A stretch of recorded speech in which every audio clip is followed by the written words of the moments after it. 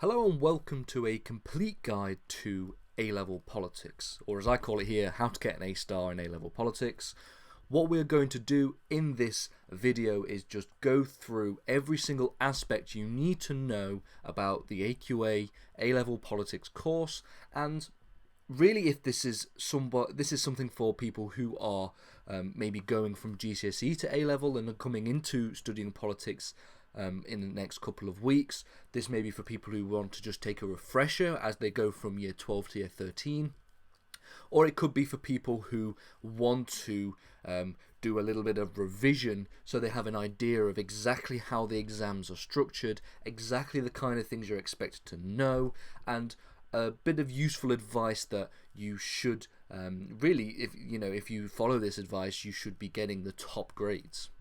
So really, I've already outlined what we're going to do in this lesson. What we're going to do is we're introducing the study of politics. Politics isn't something that you can study at a lower level in schools. There's no GCSE politics, for example. So it's something that you may have been in contact with organically as you as you grow up. But this is the first time a student will have an official education in politics in the United Kingdom when they study it at A level. We're going to talk about what you study in politics, the kind of content that we're going to look at. We're going to look at how you answer exam questions in A-level politics. There are a number of different types, and we're going to look at how to best tackle each of them. However, we will not go into the kind of detail that we do in our specific lessons dedicated to each of the questions. And then we're going to finish off with general advice. So as an introduction to the study of politics, it should be noted that it's a very interesting subject. It is a subject that really encompasses a broad range of further subjects. Politics isn't just a subject in and of itself. You will encounter the study of philosophy when you study politics. You will do law when you study politics. You'll also look at history. We'll look at some, historical aspects of politics. You also study economics and sociology. These are all the different kind of broad subjects that we can touch on and really learn to understand better through the study of politics.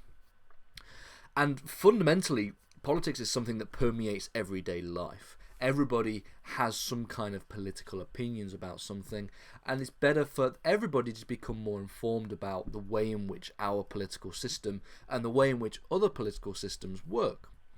So this is why it's important to have a general understanding of politics. But it's also important because it's a very good way to study politics. We can do this at A level. It's a very good way to study and to get a better understanding of political systems.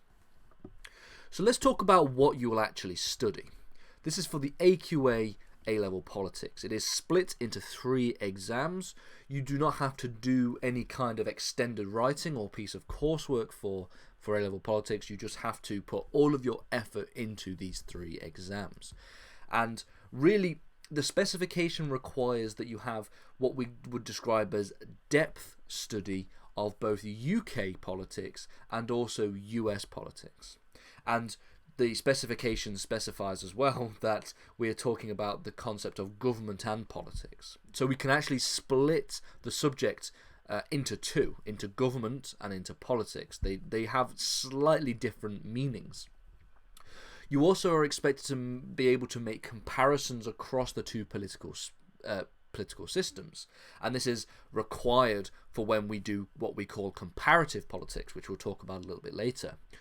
You will also should be able to identify the different parallels, the different ways in which these 2 different systems are similar, and also the connections between the 2 different systems, and then also obviously talking about the differences between these different systems.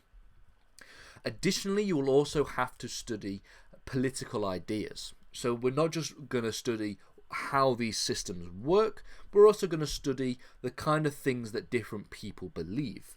And these political ideas or political ideologies will be relevant to the systems of government and politics that you will study, both from a UK perspective, looking at the UK government and politics, and also from US government and politics. So let's begin with the first exam, the first thing that we are going to have to study, and this is the Government and Politics of the UK. Here you will study both UK government and UK politics. UK government is split into a number of different subtopics. So the first one being the nature and sources of the British Constitution. We're going to talk about how the Constitution works from the perspective of the United Kingdom. We have to talk about a number of, do a number of analyses of the different ways in which the Constitution applies in the United Kingdom. We then look at the history of the UK Constitution, going back as far as the Magna Carta from 1215 all the way through to the European Communities Act from 1972 when we entered the European Union, and then talk about the ways in which the Constitution has made significant changes since 1997, since the election of Tony Blair. And this will mean talking about things like devolution, something we'll touch on in a minute, things like the Human Rights Act and the way in which human rights has entered into our political system, and also reform to things like the Supreme Court and the House of Lords. The final thing you will look at is the nature and ways in which civil rights and human rights are protected under our constitutional settlement. And this is quite important because this is where we draw in the kind of constitutional law aspects of government and politics. The second thing you will talk about is Parliament. So Parliament, as we all know, is the place where the laws are all made. We have to talk about the ways in which Parliament works. We talk about the systems that exist within Parliament, what the House of Commons does, what the House of Lords does, the ways in which people are represented in Parliament. Don't forget we elect members of Parliament during general elections. And also the sort of inner workings of Parliament, things like the work of committees, the role of the opposition within Parliament, what the Speaker does in Parliament. The third aspect of this exam will look at the concept of the Prime Minister and the Cabinet. So really how policy is made, how actual policy decisions are made by this branch of government, by the Prime Minister and his or her Cabinet. We talk about the relationship between the Prime Minister and the Cabinet, and we talk about things like collective responsibility, whereby if a decision is made within Cabinet, every single member of Cabinet either has to accept it and support it, or they have to resign. This is a kind of general rule that exists. And then finally we'll talk about the judiciary. So the concept of the judiciary is the Supreme Court, the way in which our courts are established, the way in which the Supreme Court can actually challenge the decisions made by the government, and also the way in which the Supreme Court protects human rights. And then as a further one on the end, we talk about devolution. So devolution is effectively the ways in which power has gone from the central government in Parliament, from Westminster, and has been granted effectively to the different regional governments, so the Scottish Parliament, the Welsh Assembly and the Northern Ireland Assembly, and the way in which this shift in power has affected the UK system as a whole. From there we will also study UK politics. So that was the government aspect, that was the inner workings of how the government, how our system works. And then the second aspect of this exam would be the way in which politics operates in the United Kingdom. And this involves looking at more theoretical aspects, things like democracy and participation, talk about what democracy means, what the nature of democracy is, look at the different types of democracy that exist, they're not just one type of democracy, and look at the different ways in which people will participate in politics, the ways in which people get involved and act in politics. And this is a very good way in which we talk about things like the ways in which people get involved in elections, get involved in pressure groups, get involved within political parties. And this final aspect of this part, the concept of participation, will inform the rest of this study of UK politics, because the second thing we look at is elections and referenda. And really this talks about the ways in which elections work. How does the election of members of parliament work? How do elections to other institutions like the Scottish Parliament or the Welsh Assembly, how do they work? Because they may or may not use different systems. And then we look at the concept of a referendum. What does a referendum mean? How does a referendum apply in UK politics? What kinds of referendums have we had in the past? The third aspect of UK politics is the study of political parties. Now, this is not the same as the study of political ideas, which is its own separate exam, but political parties, we look at the origins and the ideas of the Conservative Party, the Labour Party, the Liberal Democrats, the Scottish National Party, and more minor parties like the Green Party, UKIP, and the Brexit Party. We will also look at the role that pressure groups play within our UK political system. And our pressure group is simply, as the name suggests, a group of individuals with a shared interest with the intention to pressure the government to basically do what they want them to do. And so we have to look at the ways in which pressure groups work, how they actually get in and be able to pressure the government, the different types of pressure groups that exist, and then also look at the reasons why some pressure groups are more successful than other pressure groups. And then the final thing we want to talk about is the role that the European Union has had on our political system, the aims of the European Union and the extent to which they have been achieved, and as well as that, the impact of the European Union on UK politics and policy making. And this will obviously involve quite an in-depth discussion about Brexit. The second exam will look at the government and politics of the USA, and also will touch on comparative politics. So the first thing that we will examine in this is the government and politics of the USA. We'll talk about the when it comes to comparative politics, we talk about the sort of theoretical approaches to make a comparative study of government and politics between the UK and the USA. So when it comes to US government, we'll talk again about the Constitution of the United States, the ways in which the principles of the Constitution, things like checks and balances and the separation of powers and federalism within the US Constitution. We'll then look at the legislative branch, which is the branch of government that makes laws. This would be Congress in the United States. In the UK, this would be Parliament.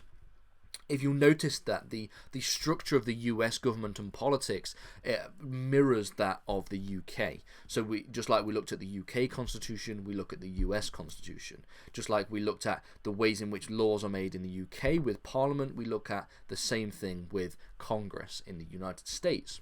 So the way in which Congress works, the difference between the House of Representatives and the Senate, the ways in which Congress has control over the other branches of government, like has control over the president.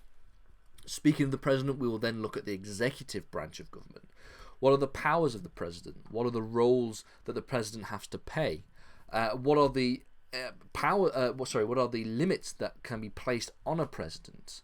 What are the theories of presidential power? How do presidents really run the United States? And can we look at the differences between individual presidents and look at their leadership styles and come to a determination of similarities and differences between the two? We then look at the concept of the Supreme Court of the United States. Now, this talks about the ways in which the Supreme Court checks the powers of the other two branches, the role the Supreme Court has in the upholding of civil rights and upholding of the US Constitution. We then look at the history of the Supreme Court. Now, the way in which the Supreme Court works in the United States is they have different Supreme Courts, effectively. So the head of the Supreme Court effectively gives a name to the court of the day. So, for example, right now we have what we call the Roberts Court, and this is the Supreme Court from 2005 to this very day. And we will then look at the history of the Supreme Court all the way back to the Supreme Court of 1954, the Warren Court, and then we'll go all the way up to the Supreme Court of 2021, and the ways in which they have delivered landmark cases throughout the years. Just like with the UK, we'll then look at US politics, and this will be the concept of elections, the election process, both presidential elections and congressional elections. Presidential elections will obviously focus on the very long process of a candidate declaring that they are going to run for president all the way up to the November election. We then look at political parties. Now, the way in which political parties work in the US is also very different. They have really only two parties. We'll talk about the roles those parties play. We talk about the kinds of values that these political parties have, the organization of these parties, and also the kind of ideologies and the ideas that exist within individual parties, because there are members of the same party that disagree on different things. We will then look at the role of pressure groups in the United States.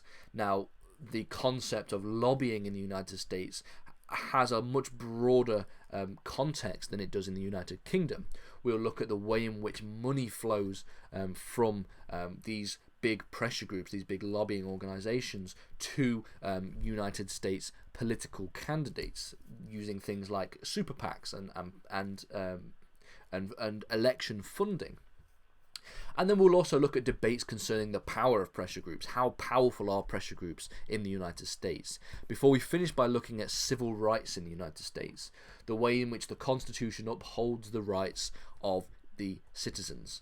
And this will talk about things like the kinds of rights that ought to be upheld with regard to things like abortion, with regard to things like race, immigration, religion, freedom of speech, sexual orientation, and also finally the right to bear arms, which is the Second Amendment. Once we have studied both UK and US government and politics, we will then have the ability to be able to engage in what we would describe as comparative politics. And this involves studying the institutions and the political systems of both the US and the United Kingdom and comparing and contrasting them. So, in what ways is a Prime Minister similar to the President? In what ways is Parliament similar to Congress? In what ways are there differences between the elections, the ways in which we elect a president compared to how we elect a prime minister? How are they similar? How are they different? And that's what the study of comparative politics is all about. The final exam that we should talk about is the concept of political ideas. Now, this is where we talk about the kind of philosophies that people have and the kind of things people believe and how this informs their political decisions.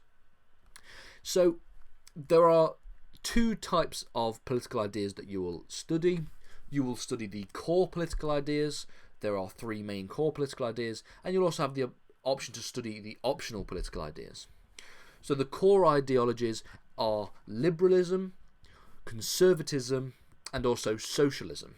And the ways in which the nature of all these ideas, the ways in which these ideas have changed and developed over time, and also the different areas of disagreement within these individual ideologies. So the ways in which conservatives might disagree with each other about different political ideas, same for liberalism and same for socialism.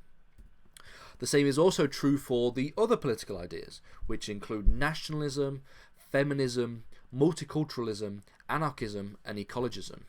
Now, you'll get to study all of these as well within the framework of studying political ideas. So, we've talked about the content of the A-level politics. We know what we are going to study. We know the content about what we're going to study. But what do these exams look like? Well, each of the exams will be 2 hours long, and there'll be a total of 77 marks available for you to get. They're all worth the same amount of your final A-level grade. They're all worth a third, or 33.33%. And the questions will be split into two major categories. You'll get medium length, so-called explain questions, I'll put that in quotation marks, and you'll also get longer based essay questions to write. So the shorter explain questions, or the 9-mark questions, these look a little bit like this. So let's take an example. So we might be asked to explain and analyse 3 factors that can lead to some UK pressure groups being more successful than others.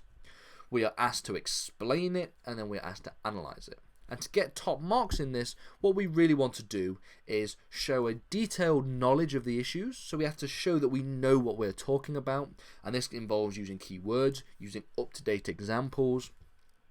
You also have to show that you have the ability to accurately explain these details, and again citing up-to-date examples when necessary. So you can't just show that you know what these things are, but you have to be able to explain what these things mean. So we have to not just understand the different reasons why some pressure groups are more successful than others, but we have to also explain why that is the case, and then give up-to-date examples. And then finally, you also have to show you can write in a very clear, structured and coherent way.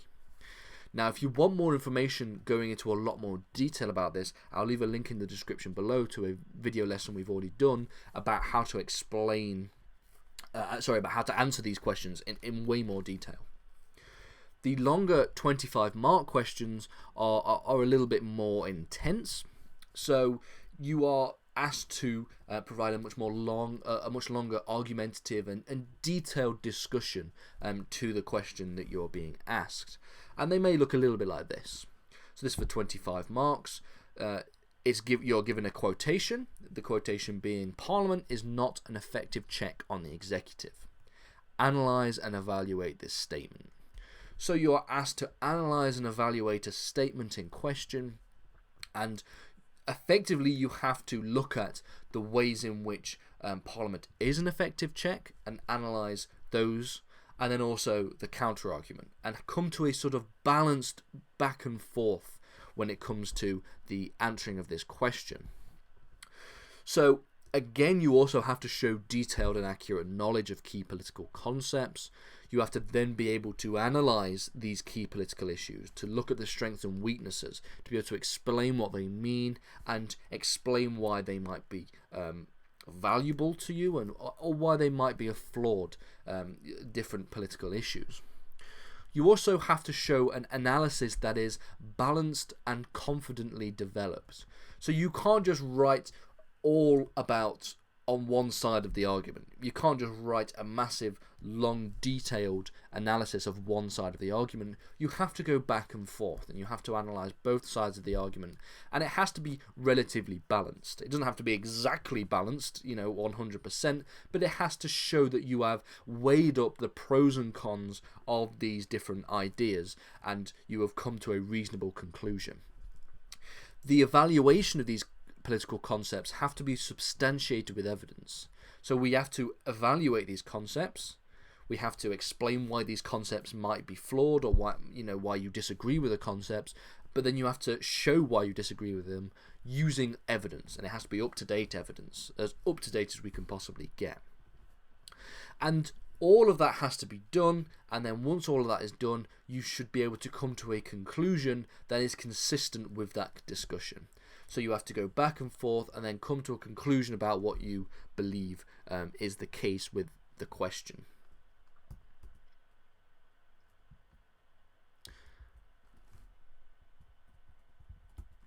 Oopsie, it seems to have frozen. Let's just go back here.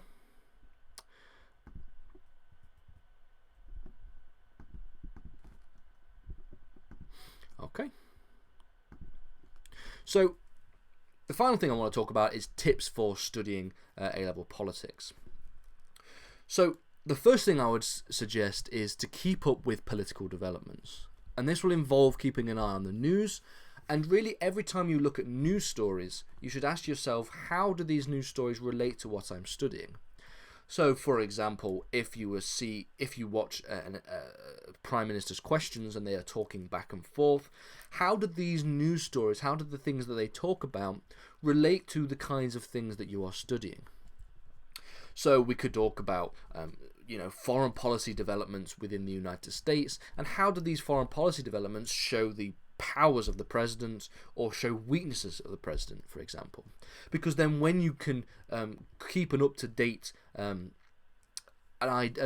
idea of what's going on in politics today, that will actually give you a very good insight, because you can then use those examples to then write in your essays. You could use examples.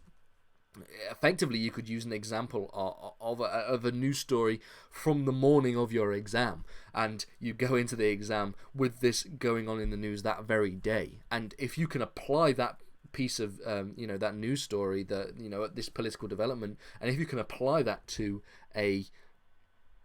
to an exam question and do it correctly, then that will get you good marks, because you'll be able to use up-to-date evidence. The best politics students are the ones that don't just refer to evidence from the textbook. They're the ones that go out and do their own research, and they do their own they look at the news themselves, and they look at different political developments themselves, and they sort of keep a document of all of these different news stories that take place. Now, this isn't to say that you can't ever refer to a story from a long time ago, or a piece of evidence from a long time ago. Of course you can, and of course you, in some cases, you may have to, but it's always good to be keeping up to date with politics, because politics isn't like history where everything has already happened. Politics is a study that is continuing to grow. The final piece of advice I would give is to do practice questions. This is without a doubt the best way that you can achieve a good grade.